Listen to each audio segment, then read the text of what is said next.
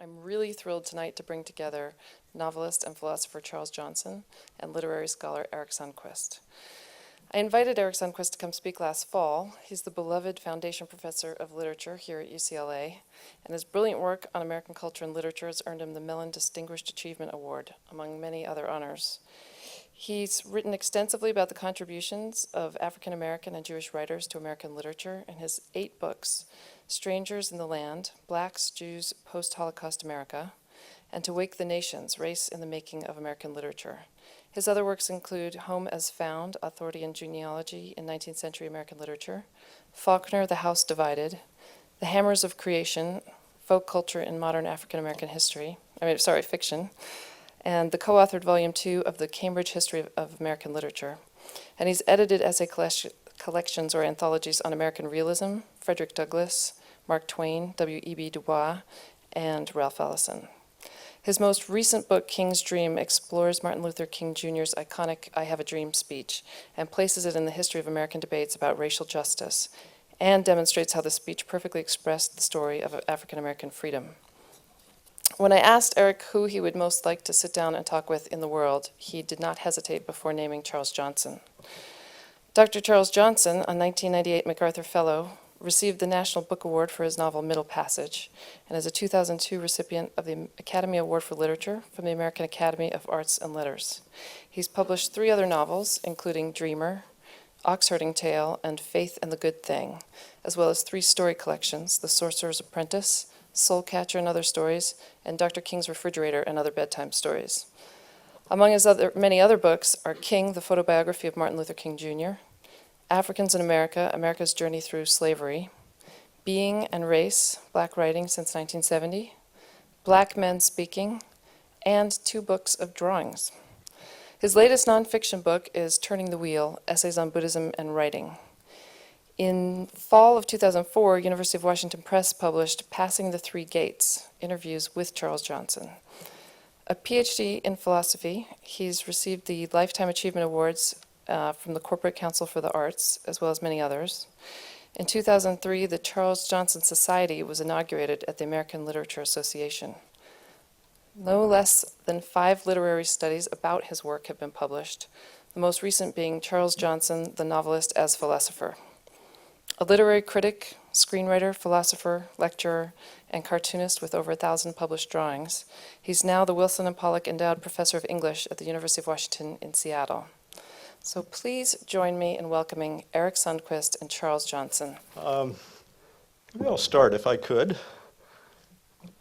Take you back to Oxherding Tale. One of the things that I remember and stands out for me strongly is the 2 insertions that you make into Oxherding Tale, in which you break the screen, as it were, and speak about your narrative craft. And one in particular, you address the genre of the slave narrative, and as a way of suggesting you're working a different kind of magic from the historical genre. You talk about the power of the first person. And the phrase that I remember from that description is that you say the first person is an opening through which the world is delivered. But then you go on to say it's not first person singular, it's first person universal. Yeah. It's always seemed to me that that's a good way to characterize much of your craft as a fiction writer. I don't know whether you would agree with that or not, but perhaps you could... He told me back there he was going to ask me a question, but he didn't tell me what it was. So I couldn't That's prepare. the fun. I couldn't prepare for this. It's really interesting that you admit. I'm glad you mentioned that book, because everybody talks about Middle Passage because it got a National Book Award. But Oxherding Tale was the hardest thing I ever had to do in my life. I spent about 5 years on that book after my first novel, and it was rejected over 24 times. Sometimes twice by the same publisher. No, seriously, nobody understood that book, Oxherding Tale. And I said, well, look, what I want to do, the slave narrative is one of the most important literary forms that we have in America. And I think, I spent years studying the slave narrative and the history and all that. I think what I would like to do is open up the slave narrative so it becomes a vehicle for philosophical exploration. And we have a precedent sort of for that with Douglas and his narrative. Nobody got it. And I also wanted to open it up not just to Western philosophy, because that's what I did, but also to Eastern philosophy, because I'm Buddhist. And nobody got this book until Indiana published it. My mentor, John Gardner, didn't even get it. He liked the first book, Faith in the Good Thing.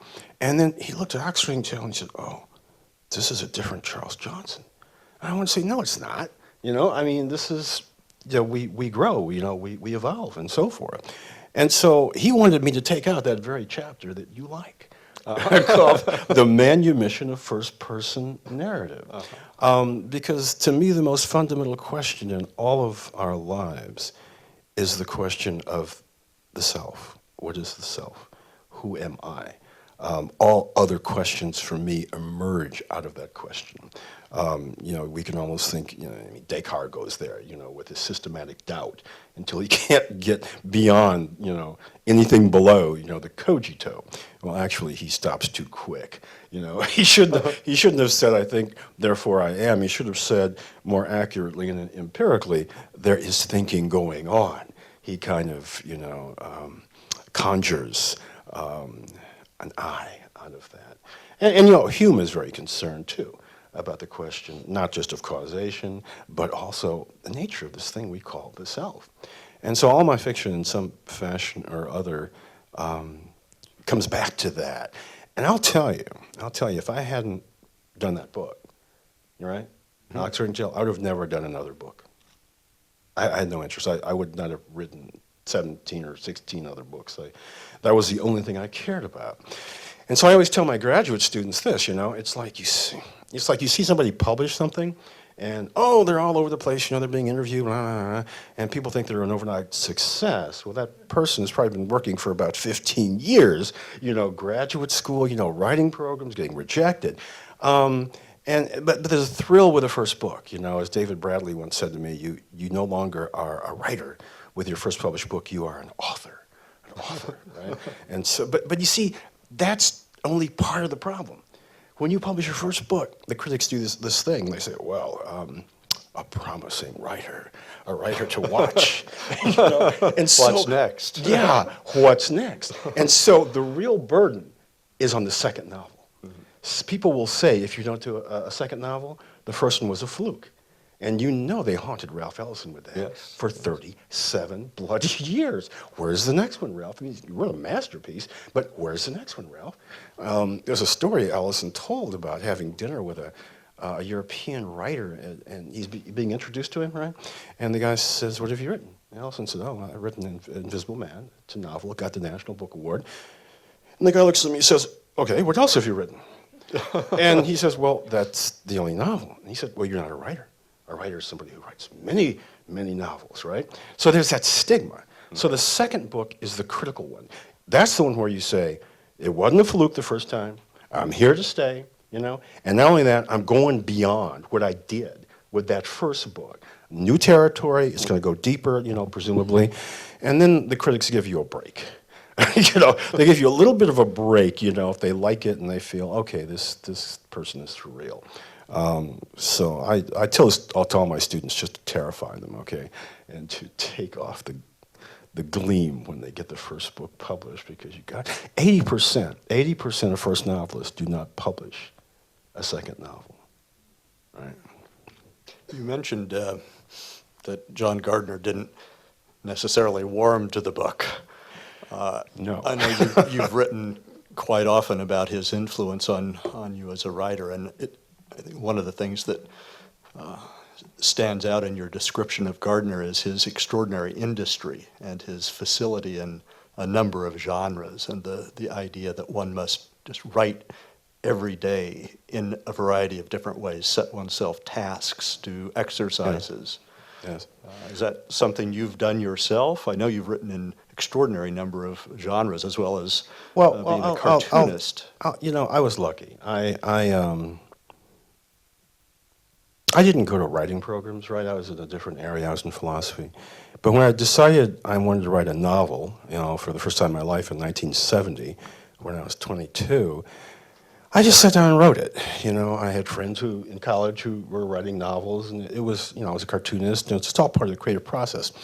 And it was awful, naturally. You know, I wrote over a summer, and then I wrote 6 novels in 2 years. And that sounds like a strange thing to say, but I was going to a school like the University of Washington, which is on a quarter system. And to my young way of thinking, well, I start a class, you know, at the beginning of the quarter, and I finish that class, and that's 10 weeks, and so why can't I do a novel, you know, in 10 weeks, right? So I would write 10 pages a day. And if you write 10 pages a day, you'll have 3 drafts of a novel at the end of 10 weeks. Now, what happened is I taught myself from book to book, reading everything I could on literature and in the craft of fiction, everything I could, up to a certain point, you know. I mean, the first book was dreadful, and the second book was a version, actually, of Middle Passage that I wasn't quite ready to write, but I began the research in 1971. But, you know, I said, okay, we failed here with plot, let's try to get better with that. Okay, plot's better, let's get better with the characters. So I wrote 6 books like that, till I reached a point where editors, you know, would kind of make little remarks like, you know, you could probably get better with things like rhythm, musicality, or voice. And there were no books that taught that. And lo and behold, as it turns out, when I was a master's degree student, beginning the 7th novel, I saw a course by John Gardner called Professional Writing. And I called him up on the phone. I was working as a journalist in Southern Illinois at the time to put myself through grad school, part-time. And I said, can I get in your class? So he said, sure, come on. And his class was at his farmhouse on Bosque Dell Road in Southern Illinois. And I got there late because it was pouring rain, and I had 6 books under my arm. And I sat through the class, and afterwards I put the 6 books on the table, his kitchen table. He said, what do you want from me? You can write. I said, well, yeah, but that's not the point. I need to improve with voice. I need to improve with rhythm, prose rhythm. And being John, he said, oh, well, I can help you with that. And as it turns out, he was quite good at that. Narrative ventriloquy. John could change his voice from story to story, from book to book. He was a polymath. He was a scholar. He was a medievalist. He played the French horn. This is a man who could write for 72-hour stretches without stopping. I would look at this and I would say, my Lord, this is the most hardest working writer I think I've ever seen in my life. And he liked my first book, you know, when I began to work on it with him. And so we had a good relationship for about 10 years until his unfortunate motorcycle accident in 1982, when he was killed prematurely. But he left an impression on me of what literary ambition can be. And it's not ego. It isn't about ego. It's about the effort to try to enrich and deepen our literature. And that means you have to know the literature of the past. You have to know how we got here as American writers. And John was extremely good at knowing that as a college professor, and he commented endlessly on contemporary fiction to his detriment at times when he published On Moral Fiction and named too many names, and the whole book world turned against him. But he had courage, and that is something that I found really important. If something did not make sense, he had the courage to stand alone and say, look, this is wrong. You know, there is something immoral about this kind of writing. So he was an inspiration in lots of ways. I learned a lot of things from John, both good and bad. what to avoid in some ways, and what maybe to pursue. He used to say, writing is the only religion that I have. Mm-hmm. And I truly believe that's the way it was for him. Actually, it's just one other question about craft. One thing that's striking about Dreamer to me is the multiple points of view, of course, in your introduction of an Eastern philosophical perspective through Chaim Smith. But the choice of setting as an aspect of craft, to pursue a novel about King, not set in the South, not centered on his success, but rather centered on that phase of his life when he was publicly, at least, less successful and facing much greater challenges the last 2 years. on his way to tragedy without necessarily realizing it, but of course you realize it as a novelist looking back on it. I wonder how you came to choose Chicago as the starting point, except perhaps because of your childhood in Evanston. I was born and raised there. Let me back up and kind of move forward to get to the answer to the question. And by the way, I recommend here to everybody Eric's new book, King's Dream. It is. I spent 19 years writing about King now and researching the civil rights movement, and I didn't think any book could tell me anything I didn't know about King and the civil rights movement. But I got the galleys for his book last year, and I was astonished. It's just riddled with revelations and backstories and the kind of stuff that a novelist really would love. Let me give you the short version of the genesis of that book. Sometime in the 80s, I have a son who's about 34 now, but he was much younger in the 80s, and he was in that critical group, would fall statistically into that critical group of endangered young black males, that age group 20 to 34, I believe, where 1 out of 9 young black males is either in prison on parole or probation, probably in prison. And I got really concerned about his future, and I said to myself, didn't King address this?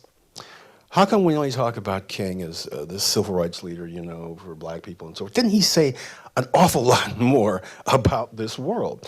Now, I'll be honest with you. Back in the 60s, when King died, 68, I was 20 years old. And I have to confess, coming from Chicago, the Chicago area, I probably listened more to Malcolm X than I did to Martin Luther King. My ear was probably more in that direction as a young black male than it was with King talking about nonviolence. So all those years later, I'm starting to think to myself, didn't King address some of the same issues that we have in the black world today? And if so, how come nobody's talking about that, right? So I tried a short story that didn't work. I was reading the newspaper, and I was reading about doubles that foreign leaders have. Stalin probably had a double. You get an actor to stand in for you. And I said, well, we don't do that here in America. But what if we did? Who could use a double? Well, JFK probably could have used a double. But then I said, no. What about King? So I tried this story in which it's a double for King and a double for Coretta, and they're the ones who go to India in '59 rather than the real, King and Coretta. But I got 5 pages in, and I realized I don't know this guy. What a novelist has to do is he has to know how King would lift this cup and sip his coffee. He has to know how he would eat his soup. He has to know every little minute detail. I didn't know any of that. So after the National Book Award, my publisher said, what do you want to do next? I said, I want to do a book about King. And it's not going to be a history book. It's going to be about a double for King. And the double will allow us, as he learns to stand in for King, we'll learn all these details an actor must know in order to recreate a person. Well, my publisher, who's the late Lee Gardner, he didn't live to see the book come out, thought I'd probably do this book in 2 years, which is what most novelists spend on a book anyway, but I spent just the first 2 years reading.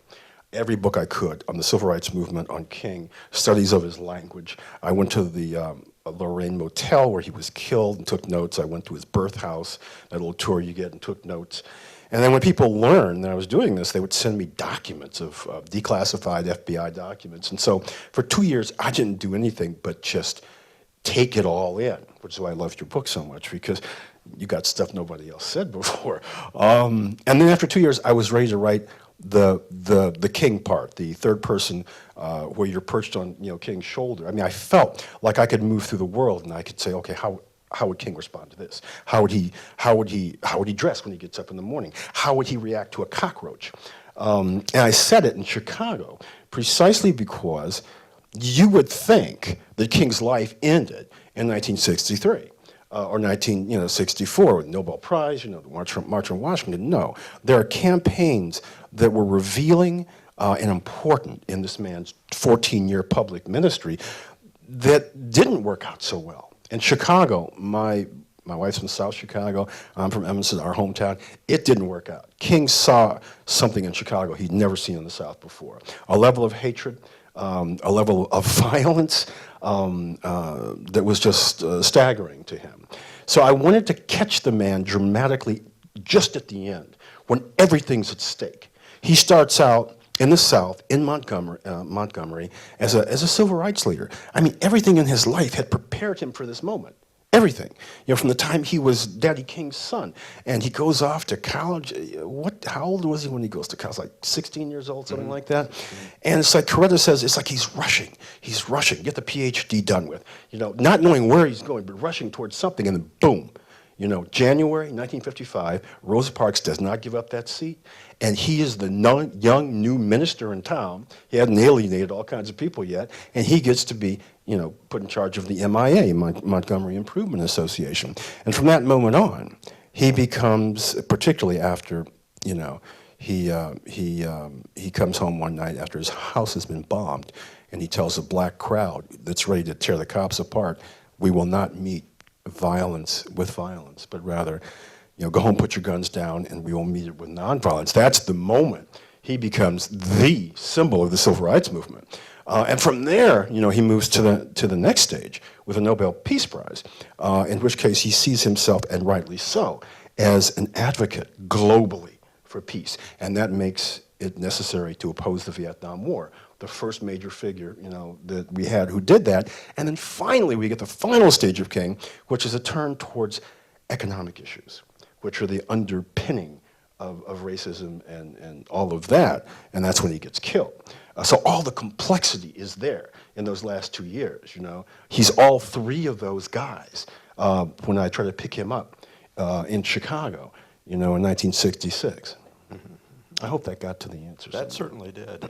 I was, in fact, when you moved to the final scene of his life, when he's speaking on the eve of his assassination, one way you bring those different parts of his life together is, rather than quoting simply from the "I've seen the Promised Land" speech, you introduce parts of the Dream speech in there as though he were giving them in 1968, as though 1963 and 1968 have become merged in a single speech, which I think is a very striking part of the novel. And, I didn't notice that. I take your word on that. yes, you did. You know, again, you know, one of the things I discovered when I was writing is, like, John Gardner made me spend 9 months on Faith in the Good Thing. I thought that was the longest time I ever spent on anything in my life. But, it was, you know, it wasn't one of those books I did, you know, and hit 10 weeks. It was 9 months. But then you realize what the stakes are. The stake with every new book you do. So Oxford Tale, like I said, if I hadn't done that book, I would have done nothing else. That took 5 years. I threw out 2,400 pages maybe. And then Middle Passage was like, you know, the book is like, you know, it's not that long a book, okay, but the 240-page manuscript, easily, again, 3,000 pages thrown out. And Dreamer, it's about 4,000 pages I threw. I tried that book every angle the wrong way. You know, you just have to do that. You know, I tried it in second person. I tried it, I mean, the double was harder than hell to figure out. You know, King was easy after 2 years of immersing myself and then continuing that for 5 more. But who's this double guy? Well, at first I thought, well, maybe I'll portray him like Malcolm X. That didn't work out. Well, maybe he's just a poor guy, you know, and he's brought up to speed. That didn't work out. And I'll tell you something that was like, this happens sometimes when you're writing. I'm about 5, 6 years into this book, rewriting it. And I get an invitation to come down to a Black Writers Conference at the Claremont Schools, right, in Southern California. And they brought me to talk about Ellison. And Rita Dove came. She talked about somebody. Stanley Crouch came, talked about somebody else. And there was a professor there, Ricardo Quinones, who pulled me aside. And he said, I have a new book, and I'd like to give you a copy. And the title of the book is The Changes of Cain. And I said, well, this is interesting. I'll take a look at this because I just got invited to be on Bill Moyers's Genesis program, and we were supposed to talk about Cain and Abel, right? So he gave me this book that covers the changes in Cain for 2,000 years. It's a magnificent book. That's why he's prominent in my acknowledgments, because I read a little bit, and I did the Moyers show, and John Barth is there, you know, and the first thing John Barth says, well, I went to the library to research Cain, but there's all these books, and so I couldn't do it. I knew more about Cain than anybody on that show, because Queen Owens gave me this book. And so but I didn't put the two things together. I went back to struggling with Dreamer, you know. Well, my agent was out of town. They're from France, and they came back, and somebody taped the show. And Anne Borchardt looked at it, and she sent me a message. What about Kane for the double? And it was one of those moments, you know, I was waiting for somebody to say that. So in the 11th hour, I think it's like year 6, I spent the whole summer rewriting the book from the angle of Chaim Smith. Chaim is a name for Cain, by the way, and Smith, according to Quinones, is also a name for Cain, from that angle.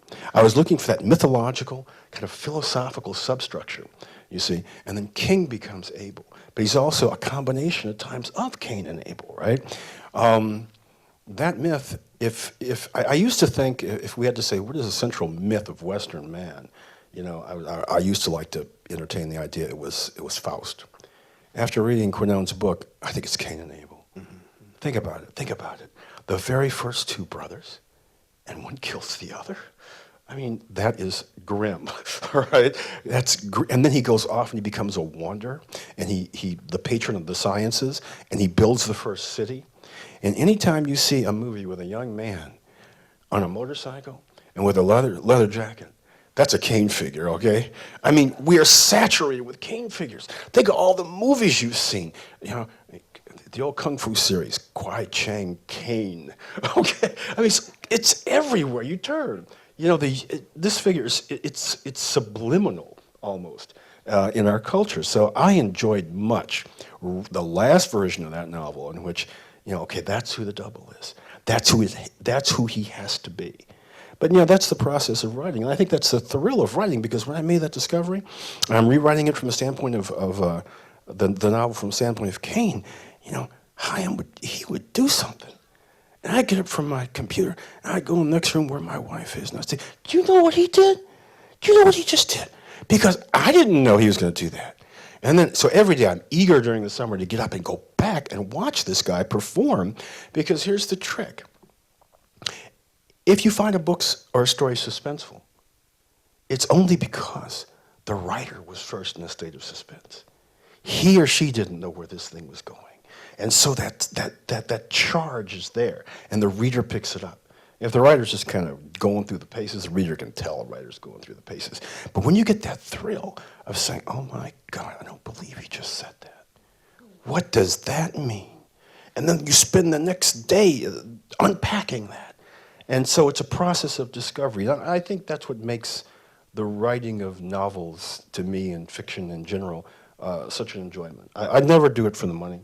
I don't do it for recognition or fame, you know, that kind of weird stuff. I do it because I discover something that I know I wouldn't have discovered had I not started this book. And I'm going to come out of it a different person. Emotionally, even, I'm going to be a different person. So it's very much a kind of, I think, philosophical enterprise.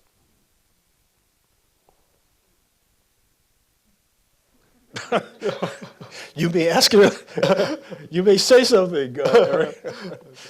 Well, let's see.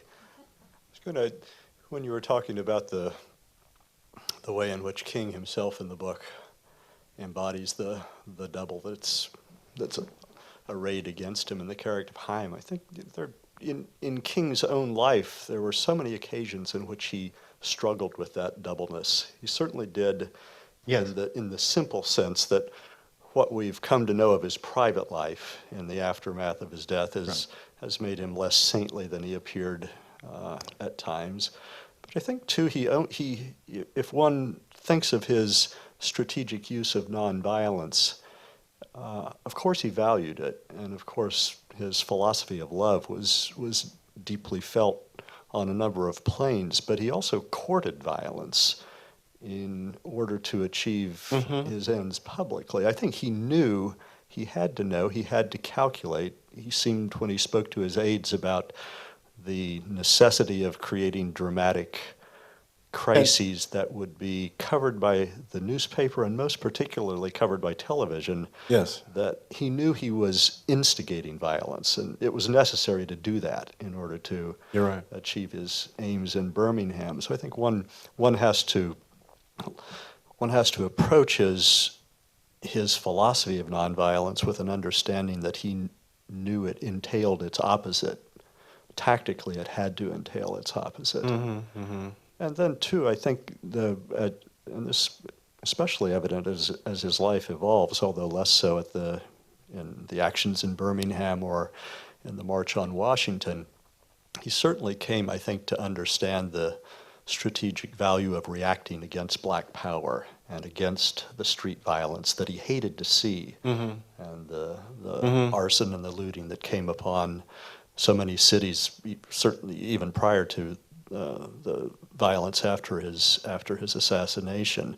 But I think he understood the instrumentality of that violence to his own message. And so I think he contained that opposite within himself from an early stage.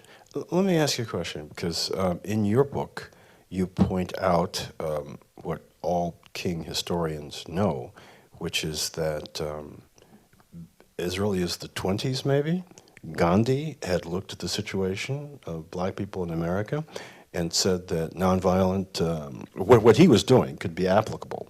And then certainly there were people before King who adopted nonviolence. For Gandhi, it's satyagraha, truth force, as a political strategy. King has said that what he wanted to achieve was creative tension.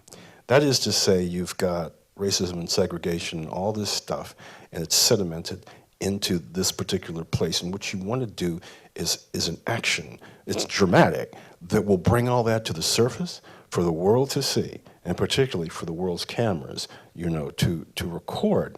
And so there's a danger in that. That's why, every one of my novels has a kind of philosophical question at the heart of it that I don't care if I answer or not, but it guides me. And in Dreamer, the question is, how do you end evil without engendering new evil, right? So every time, in Montgomery, every one of the campaigns, he goes in and he's nonviolent, but violence breaks out afterwards, And I know that was heartbreaking for King.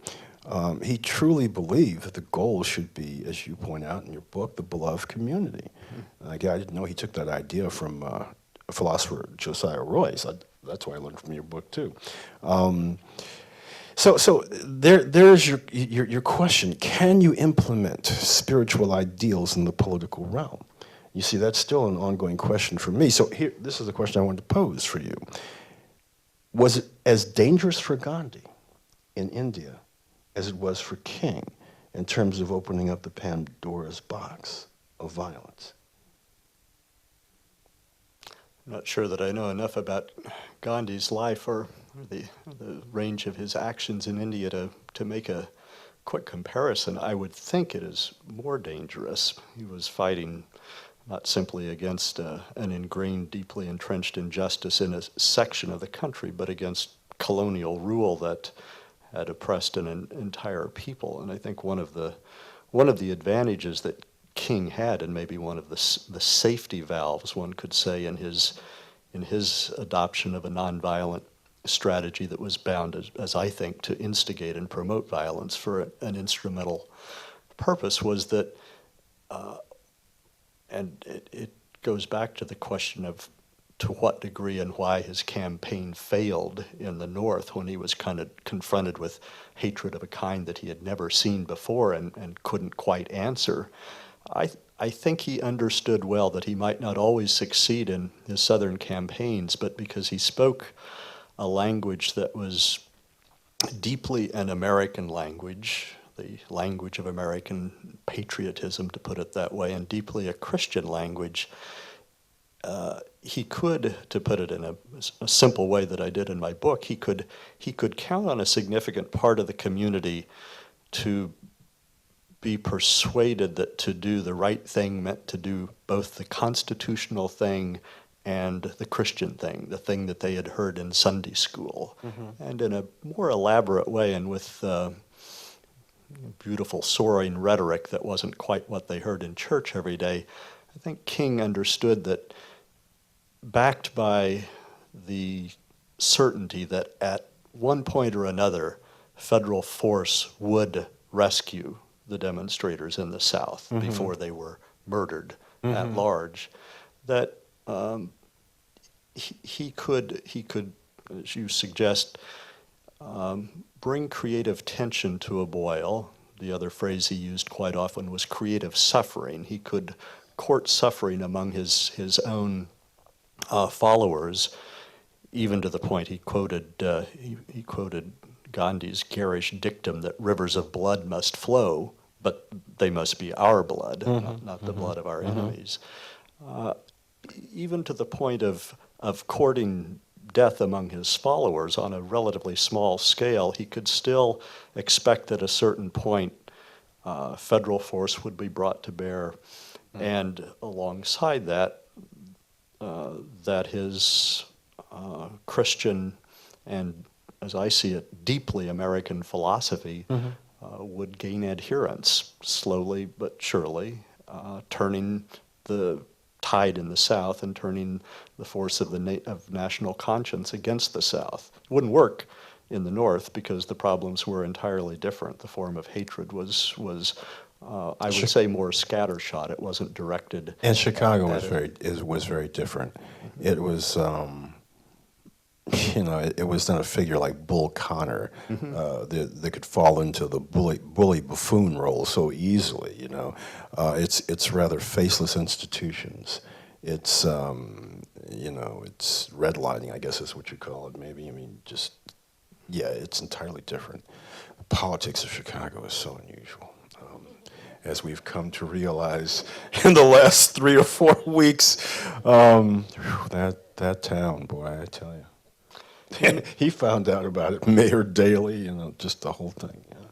You mentioned, we could ask you, you mentioned one of the motives for writing Dreamer was speculating about the situation of young black men in the United States at a vulnerable point in their lives, and maybe a vulnerable point in American history. It strikes me, and I think Dreamer is a part of this, that King underwent, let's say from the early 80s through the mid-90s, when there was a significant resurgence of interest in Malcolm X, kind of glamorization of Malcolm X's life, with partly through Spike Lee's film, but connected to the rise of popularity of hip-hop and rap, and a lot of attention to black gangsterism in Los Angeles and other cities. Yeah. It seems that King and King's Dream became quaint, if not irrelevant, for about a generation or maybe half a generation. You use that word in the book. I don't mean it disappeared. I do use that word, quaint. Yeah. It seemed quaint in the 90s. But I think there's been a turn, and not just because of commercial trends come and go, but partly, certainly within the last number of months, I think the success of Barack Obama has brought King back to the fore for a whole variety of reasons. But I think it preceded that. I think there's been a sense of resurgence in popularity of King that ironically has come in part at just the moment that he's been reduced to a cliche. You use the phrase, the curse of canonization. That everybody thinks they know King, but what they know is a soundbite or an Alcatel ad or a baseball hat or something silly. But well, that was my problem in the late 80s. I realized I didn't know this guy. And so I needed to take a chunk of my life and figure out who he is. And I quote him as much now as in terms of various subjects as I do the major philosophers that I studied in college, just as easily, King on this subject, King on that subject, because it's broad. He had a vision, and it was a large vision, and we have a tendency to narrow it down to just one note. But there was much more there. His favorite speech was not the I Have a Dream speech. It was 4 Dimensions of a Complete Life. That was his favorite speech. That's the problem when you airbrush away all the pores and the sweat, of an icon, and they become unapproachable. And the young kids say, I can't live up to that. It's too lofty. It's too perfect. When in fact, you've got a guy who is, moving through those 14 years. In a magnificent way, precisely because he is a flawed human being. I don't dwell on King's flaws in the book. I think his enemies do enough of that. I don't really talk about the plagiarism. I don't really talk about the affairs because I don't really have proof for those things. And besides that, they have nothing to do with the contribution that this guy made to all of our lives. Just remarkable and totally self-sacrificial. He wasn't the only person who died giving their life for black liberation. But he's the one, he's a famous one, but he would be the first to say that so many people preceded him all the way back into the 18th century with slave revolts and so forth, who sacrificed their lives for not just, for black people obviously, but for the entire nation, because as you say, it's very American. You got the Declaration of Independence, and as King said, it was a promissory note. We got promises in terms of we hold these truths to be self-evident, that all men are created equal, blah, blah, blah. And yet it's not true for black people in 1776. So it's flawed. You got to fight a civil war in order to correct that.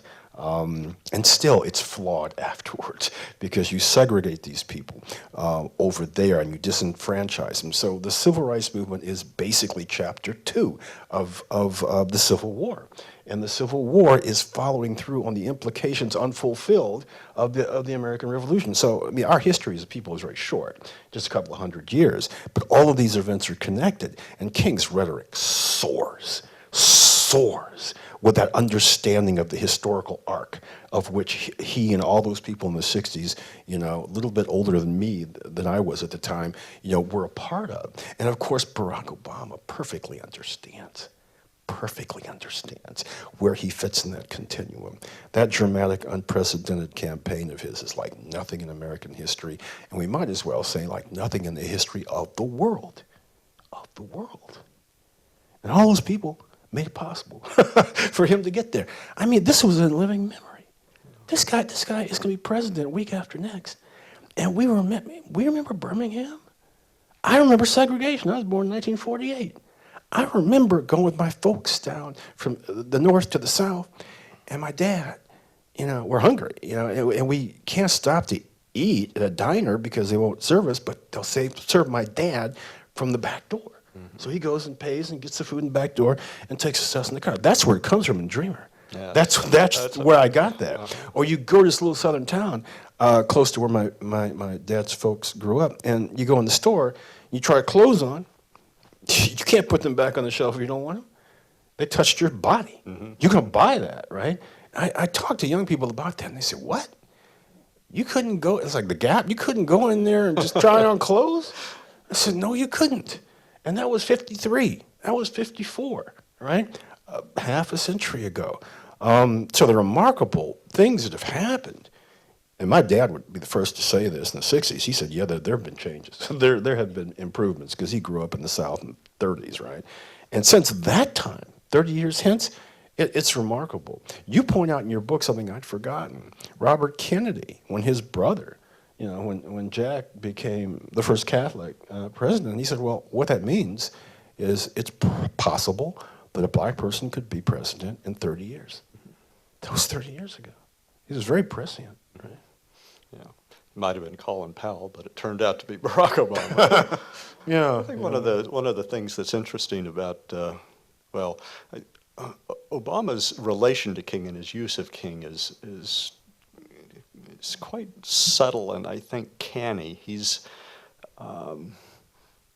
often refers to King in predictable, pragmatic ways. If he's speaking to the NAACP, for example, he'll link King to Roy Wilkins as a way of pairing them as civil rights pioneers. Or Roy Wilkins hated King. That doesn't matter. Roy Wilkins went to the FBI to talk about King. I understand that, but I'm talking about what Obama is Rhetorically, doing. yes. He speaks to the Urban League. He mentions Whitney Young and King. He speaks to the commemoration of the Selma March _65. He speaks about John Lewis and King. So it's a way of paying tribute to what he calls the Moses generation. Number of times Obama has referred to his own generation as the Joshua generation, the ones who finally get into the promised land.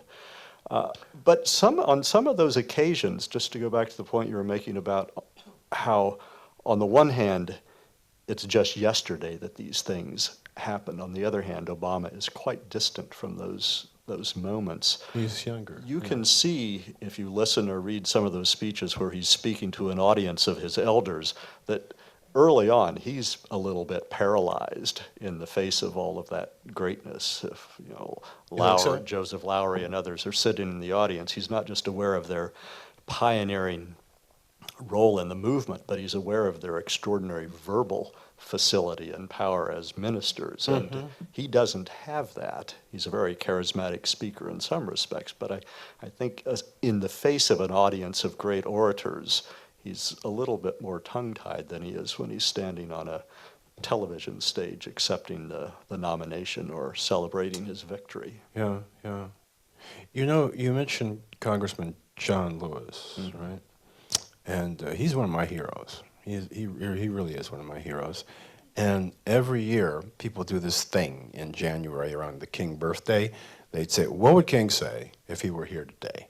And I looked at those all during the years I was doing, the research on King every year. And then they'd ask me sometimes, I don't know. But the person who said the smartest thing, I think, ever was John Lewis. And it was a three-part answer. He said, if King were here today, he would say, we got to do something about guns. And we need a revolution of ideas in the black community. And we need to understand that nonviolence was not just a strategy for campaigns, but was intended to be a way of life. I've never forgotten that because he was there. And he articulated that so perfectly. And I do think we're still wrestling with that three-pronged, statement that he made. Guns have to be dealt with. I think Barack Obama may be good at maybe bringing some new ideas that revolutionize our understanding of black America and America racially. But I think the thing that struck most with me was the principle that nonviolence was intended to be a way of life. And what does that mean? It's what Gandhi called it, an experiment with truth, an experiment. How do we live? You see, I am of the belief that our culture is remarkably violent. I think every time I turn on the TV, every time I look at a magazine, every time I look at popular movies, the acts of violence are so thick I can't watch these things anymore. We are also bombarded as Americans with 3,000 product messages a day to stoke up our desires, to go out and get this, and our lives are not complete unless we have this external thing. And I think it's problematic, okay, at the very best. And so nonviolence to me is kind of like a spiritual practice if you think about it. Because we are not only violent physically, you think about verbal violence. We're violent in the way we talk to each other. I think that, I can't look at certain comedies where the humor is at the expense of one of the characters, demeaning that character, putting down that character. For a Buddhist, it's called right speech as opposed to wrong speech. So we can examine. See, King said something really important, and you've touched on this, and people shut him up whenever he talked about the black community, as opposed to segregation and the racists. People would say, "Get back on point." Don't talk about us. Talk about the. Don't give us a my people speech. Huh? Don't give us a my people speech. Yeah, don't do that. But one of the things he said that stuck with me so deeply when I was looking at the stuff again was he said we have to fight on two fronts. Two fronts. One is the external battle against discrimination and racism and disenfranchisement and all those things we know about out there. The other front is inward, in which we are constantly working to improve ourselves. And one of those things is striving for the beloved community, but you do that through living a nonviolent life. So we lost part of, the two prongs, I think, over the years as we oversimplified the man because he was challenging us on every level of our being to transform ourselves so that we serve others. That's what our lives are primarily about here on this planet. So yeah, I like that last part of Congressman Lewis's restatement. I don't know about Obama. The one time he mentioned guns, he got in trouble. So I think he talked right. about religion Guns and and Bible? guns. But No, I remember that. but I think there are a number of occasions, especially when he uses one of his favorite metaphors, one of his favorite phrases, the more perfect union, a more perfect, our more perfect union. Right, He right. uses that on a variety of occasions, but almost always, I think without exception, it has two dimensions. One's a public political dimension, but it's always followed by the suggestion that we have to improve ourselves as well. And sometimes he's speaking specifically about the African American community, as Right, he did okay, in the speech he gave about. That's his Father's Day speech. Pardon me. His Father's Day speech. Yes, that and when he addresses the Jeremiah Wright issue too. Right, right. And sometimes he does it as a way of introducing those who have influenced him. I can't remember which speech it is in which he, having introduced the metaphor of the more perfect union, he goes on to allude indirectly to John F. Kennedy by saying, it's not simply enough to ask what the country can do for us, but we have to ask what we can do for ourselves, not for the country, but for ourselves. How can? And then he quickly follows on by saying, Gandhi said that before you can improve the world, you have to improve yourself. You have to recreate yourself. So I think he's constantly aware of the mutual responsibility between the nation, the government, and the individual. And it's as though he's internalized that aspect of King. And he, as you know, he often borrows from King's notion of we're all enveloped within the single garment of destiny. We're part of a global world. He likes to quote that? Yes, quite often. Oh, wow, that's good. I love that quote. So I think he got. I do. I quote that all the time. I think he's internalized two of the points that you said John Lewis was making about. Two of them, yeah. What we, not sure about the guns. He's very smart about that. He understands historically whose shoulders he stands on, I think, very, very much. God, the guy is so balanced sometimes. It's just unbelievable. A lot of inner peace. One might think he is a Buddhist. Well, he's got this centeredness. He's comfortable in his skin, it seems, and that's such a delight to look at. I was looking at what the reporters reported when he met with the other presidents the other day, and being a reporter, you've got to look for a conflict always. You don't have a story if you don't have a conflict. So they said, "Well, what did you learn talking to them about how are you going to learn from their mistakes?" And this guy does this little shuffle. All of a sudden, he just flipped it just like that, from the negative to the positive. That's a beautiful move when you really think about it. He could have gone down that route. Well, he did that wrong, and he did that wrong. No.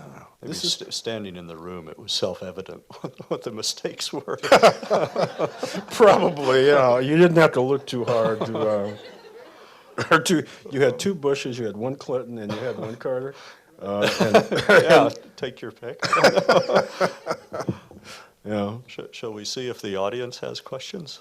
I'd love to hear from the audience. I like dialogue. Right there. If you could wait for the microphone 1 sec. This lady. Oh, somebody's going to bring you a microphone.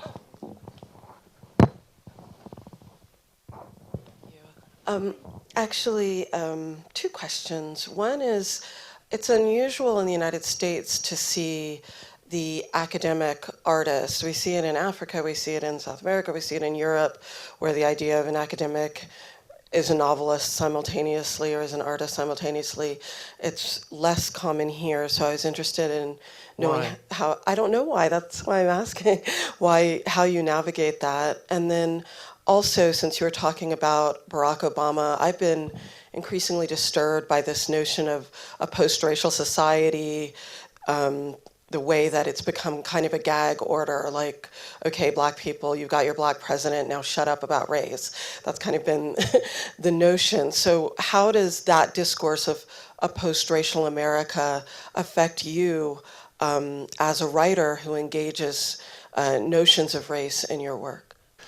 Well, that's two questions. Let me do the first one first. 'Cause I do think I have a hunch about why you've got the separation of the artist and the academic. I don't think that's I don't think, or the artist and the scholar, I don't think that's a 19th century American phenomenon. I think there's a strain of anti-intellectualism that runs through American culture, going all the way back to after the Revolution, where we don't want to be like those decadent Europeans and the French and all those people.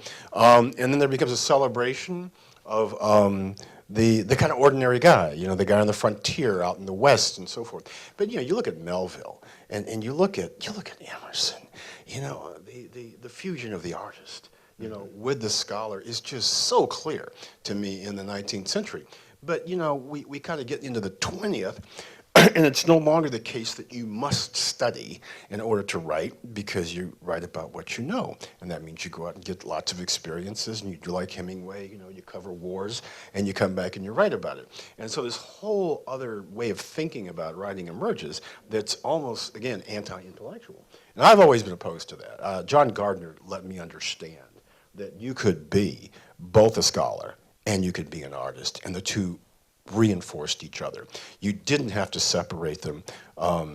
This is not necessary.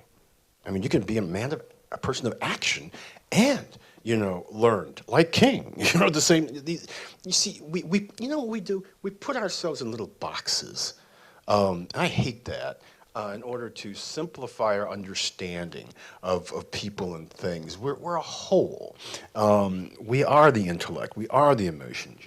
We're all of these things. But for the sake of convenience, we kind of practice what I call epistemological apartheid on ourselves, right? I don't want to do that. I don't think you have to do that. And the post-racial, I don't know. I don't think Obama's ever used that phrase. I could be wrong, but I know the media does use it as if to say all your problems are solved with the election of a black president, but that's not the case. We all know that's not the case. Racism has not disappeared. Discrimination has not disappeared in American life. This is a process. I mean, this is a milestone that we have a black president, unthinkable. But you really begin to scratch that deep enough. We have a biracial president. I think the guy's as white as he is black. I think he represents a demographic that is going to grow in the 21st century of interracial people. You scratch anybody deep enough, you go back about 500 years, 50 generations basically, according to one writer I like, Guy Murchie, and you discover we all share a common ancestor. None of us in this room can be less closely related than 50th cousins. So the whole idea, you see, race is an illusion for me. As a Buddhist, it's an illusion. It's a construct. It comes along at a certain point, I would say, when around Jefferson's time, there's an effort to make a scientific kind of categorization and do all this stuff with a very primitive science at the time in terms of racial categories. So that, you've got these weird theories in the 19th century, some of which even Du Bois bought into. In his essay, The Conservation of Races, he says there's like 7 races. Look at this. What is he talking about? What are you talking about? And then Anthony Appia, in his wonderful book In My Father's House, he explains, well, he's talking about regions of Europe. Okay? I mean, Southern Europeans were not considered to be white, right? I mean, Italians and people who are Jewish and people who are Slavics, and these people got white in the last 100 years, okay?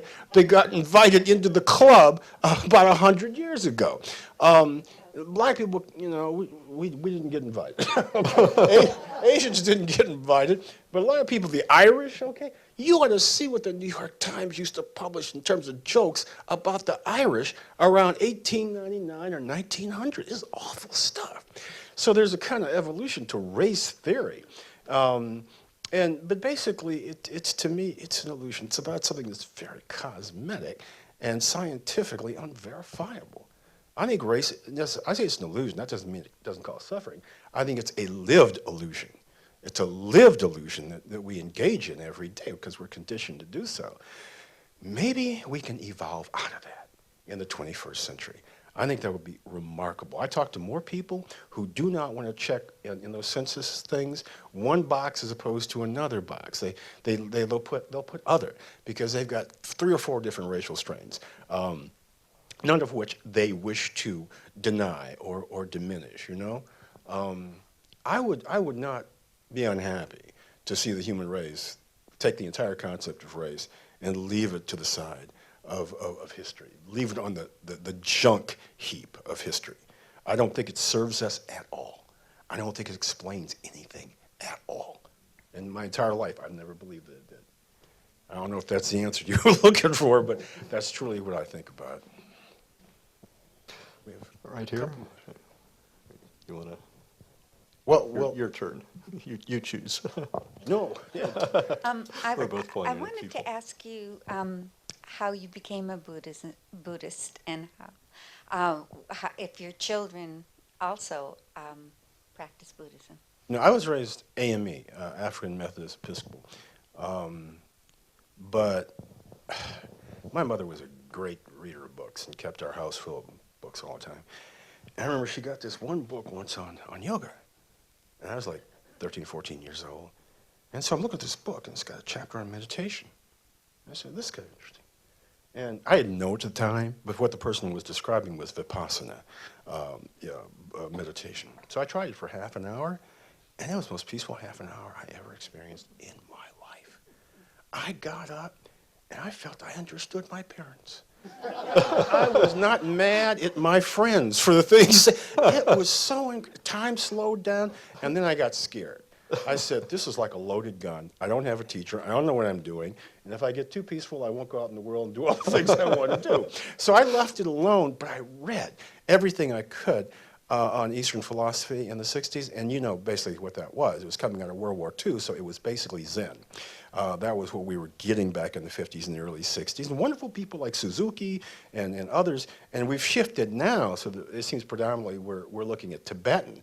That's what you've got mainly all over Seattle. But back then it was that. And so I studied it for a long, long time until the age of 30, or 32 or whatever it was, and I realized that, you know, I have to do this. I mean, I sat in meditation before I came here. I would not do a public event unless I sat. I have to get me out of the way. I have to get clear. And if it's only for 15 minutes, then that's what it is. But around the age of 30, I do this or I die. Okay, that's the only reason to come to Buddhism. You shouldn't do it for fashion. You do it because this is a spiritual path you feel you have to follow. And so I began practicing meditation. 1980, I guess, it's when I first started. And I took formal vows in the Soto Zen tradition. Actually, quite recently, I always tried to live by the precepts, but I didn't take the vows until like last year with Claude Anshin Thomas, whose work I recommend highly. His book, At Hell's Gate, A Soldier's Journey from War to Peace. Does that ring a bell with anybody? Check that book out. He's a mendicant monk. He and I were born about 5 months apart. I went to college, he went to Vietnam. What he did in Vietnam was atrocious. They killed whole villages. Men, women, children, animal, everything. Just wiped it out. He came back to the States and he crashed. He could not adjust. He says, to my great pain whenever he says it, that he was a homeless junkie. And that is, in fact, what he became in Philadelphia. His marriage failed. You know, he wound up on the street. And his counselor said to him, you know, there is in France, taught by Thich Nhat Hanh, a retreat for Vietnam vets, and I think you should go. So he went. And at first he couldn't even associate with the Vietnamese because he felt such guilt. He stayed out in the woods rather than be with other people, and they invited him in finally, and they forgave him. And he became a mendicant monk. What that means is that Claude Anshin Thomas walks the earth for peace. He has walked this entire planet. I just saw him a few weeks ago. He came back from Colombia. He talks to people all over the planet on both sides of wars, who fought on both sides of wars, about how to achieve peace in our time. Because his idea is we have to be peace. We have to be peace in order for there to be external peace. So he works with prisoners on death row. He works with veterans on both sides of wars. He does not touch money. He sleeps wherever lodging is offered, and that happened to be a Rinzai temple in Seattle, and that's where I did my vows with him in Soto. And he only eats he's a monk, what is given. It's a remarkable way that he approaches trying to achieve peace. He truly believes we can achieve peace in our time. I don't know what he thinks about what's happening in Gaza right now or any other parts of the world, but this is what he's dedicated his life to. And I profoundly admire that. I really do. So that's how I got to be Buddhist, and I sort of hang out with guys like that who inspired me. And my kids, we gave them the alternative to make their own choice, my son and my daughter. They're both Christian.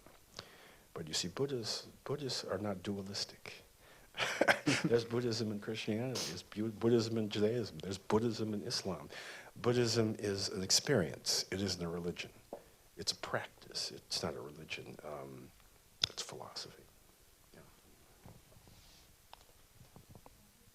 Oh, 1 second. Oh. You started the talk tonight talking about the importance of knowing the self, and this is the most important question we ask in life. I am struck by that, and I wanted to know if you can elaborate on this. Where does it lead us if we know the self? What is... Where does it lead? It could be, in a way, narcissistic. I'm so engulfed with myself, or it could lead me to something higher. And I'm just...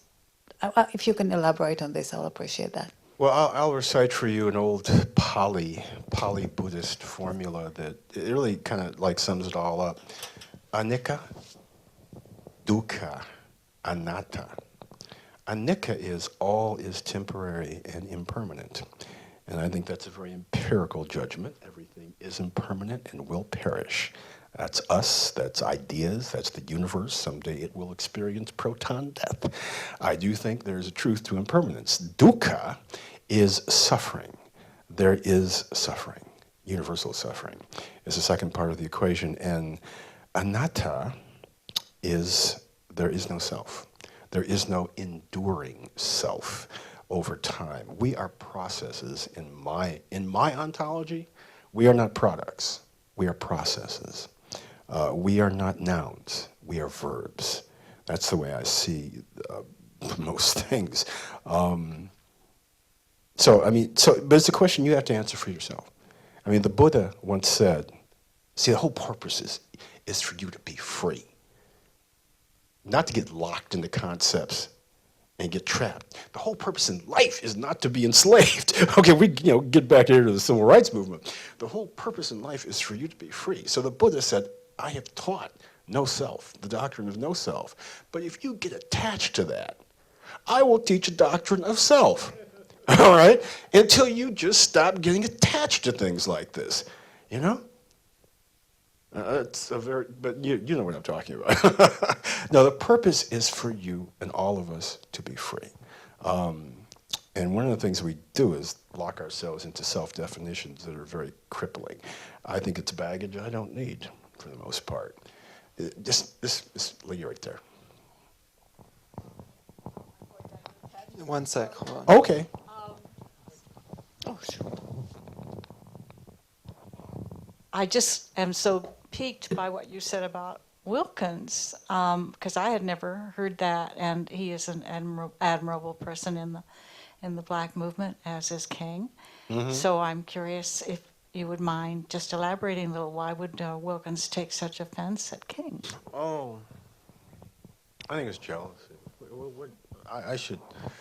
Well, jealousy, and I think certainly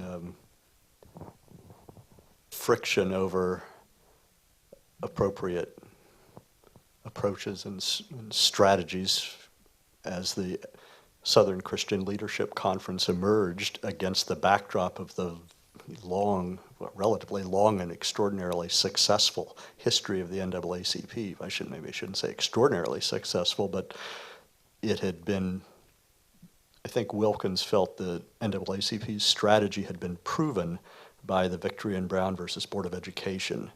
And he was, despite the fact that we and many others, looking back on King, think of him as relatively moderate, Wilkins and the NAACP were paralyzed with apprehension about what might actually happen at the March on Washington, that it might not be possible, even with all of the planning and the seeming cooperation of the many black and white groups that came together, something might still go wrong. And so I think there was generational suspicion and animosity, King was among so, other things. Yeah, King was very young during the time of Montgomery. He's like 26 years old, 27 years old.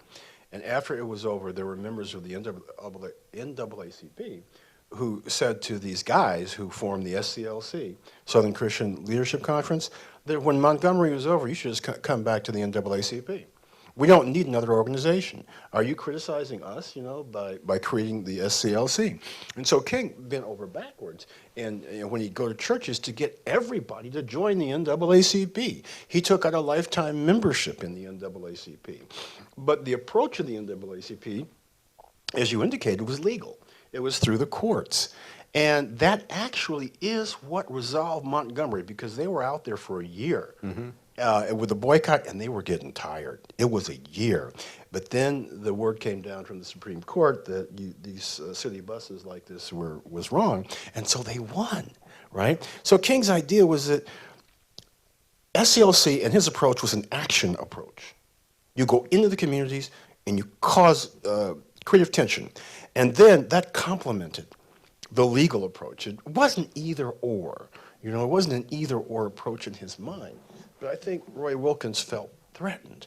I mean, you put out in your book, they do a poll in the early 60s of the most influential poll in terms of people's opinion, influential and important civil rights leaders.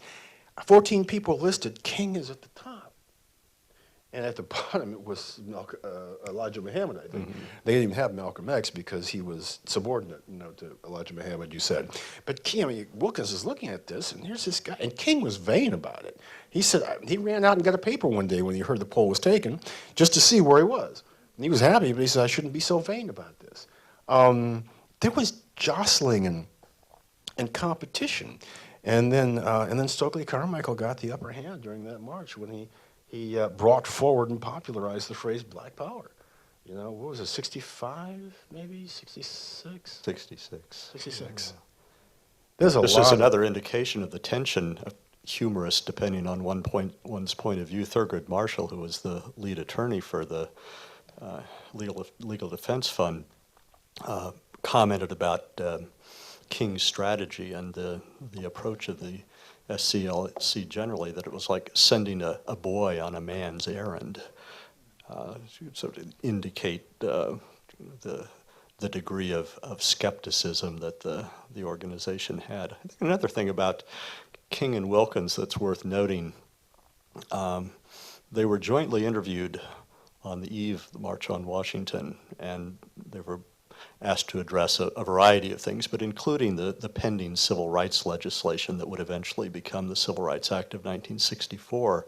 And one of the relatively minor and almost undetectable, but on close examination, glaring differences between their way of approaching the question of equal opportunity is that King, in subtle ways, was bending towards what we would call today affirmative action, some kind of compensatory treatment for African Americans who had been disadvantaged for so long, and Wilkins backed away from that very starkly and insisted equal opportunity means the door is open and we all have an equal opportunity to walk through it as best we can. And he adamantly stuck to that position, and I think the NAACP distanced itself from anything, at least through the mid-60s, anything that resembled compensatory or special treatment, whereas King was willing to move somewhat in that direction, although he tended to frame it economically rather than racially. I'd forgotten that about. I didn't know that about. That's another position. point of tension between them. Yeah, yeah. There's a question right here. Dr. King often referenced the work of Martin Buber. How was he impacted by the work of Martin Buber? Oh, that's a good question. I'm gonna let you answer that. Oh no, that's a philosophical question. That's for you. Buber. Oh my! You mean like I and thou? Right? Oh, that's a dissertation. I could take a stab at that, but I would want to go back and look at my Buber again before I did. But you're right, King. He was very widely read, and Buber was somebody he did in fact cite. I think the major philosophers who were influential on King were the Boston Personalists, though, and Brightman, in particular, who he went to study with at Boston U. But he always complained about not having enough time to read, just being too busy. But Buber is there. I don't think he was a Buberian necessarily, but he was. He's part of the mix of his intellectual mosaic.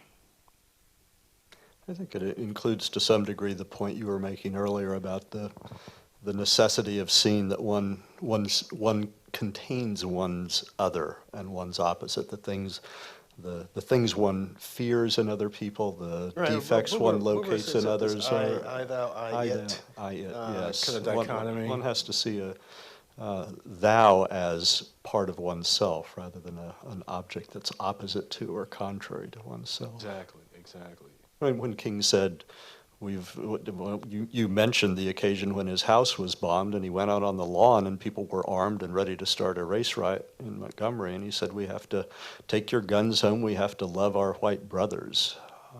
That message came out on so many occasions, and I think the brother he saw was not necessarily the comrade, it was the brother who was the evil twin, but somebody who could be made better and someone who could be brought into conversation with the self. And see, to me, that's really critical. That's why agape, as a form of love, is cited by King so often, unconditional love, because it all kind of hinges in a certain way on the changeability of the other who is your opponent.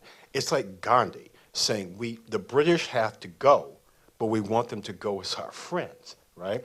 So it's much the same, and if you ever raised kids, you know exactly what unconditional love is. Because there are some days when they're about 13, 14, just hitting puberty, that you love them, but you don't like them. They are doing stuff that just doesn't make a bit of sense, but you still love them, and here's the trick. You know they'll come through this if you stick with them, and they will see that they just made a big mistake out there, but you're not going to hate them. Maybe you hate the center, but you don't hate the center.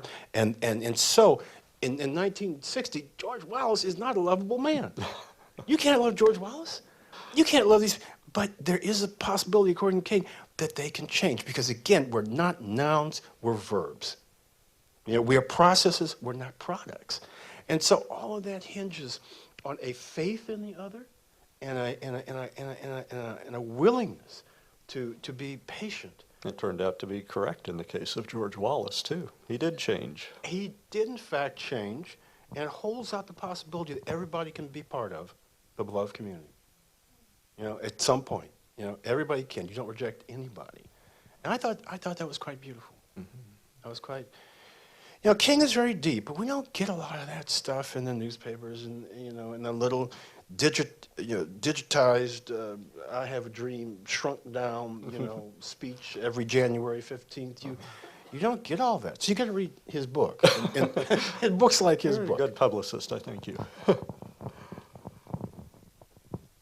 A comment, we drove up to San Francisco on Christmas, the day after Christmas, and listened to King's speeches the whole time. And the growth of the man and the deepening sadness is astonishing. I recommend anyone to get that CD and just start at the beginning.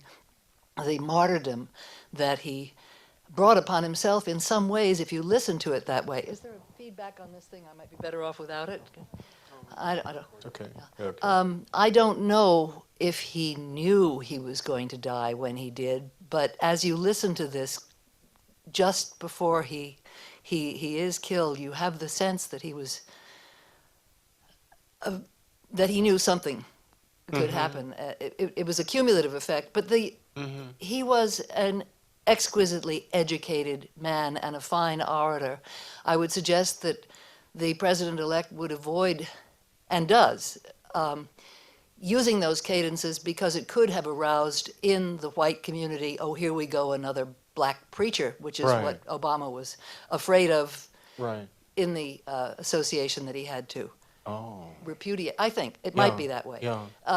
But beyond that, the man who's coming into the White House is an exquisitely educated man with, as you pointed out, a glorious way of turning the word back on the would-be accuser and making better of it. What can we do to foster education? Without a good education, not one person is going to rise. Without valuing education, any of us, white, black, or otherwise, won't make it. What can we do in this magic moment to make the fact that we have an educated man in the White House who can communicate simply and honestly the goal of all of us in all of our schools and with all of our children? I want you to respond to that, because we're both teachers, but you made me think of two things. You made me think of, first of all, he died, that in 68, and there's that night before when he seems to predict his own death. And it's stunning to think that he didn't live to be 40 years old.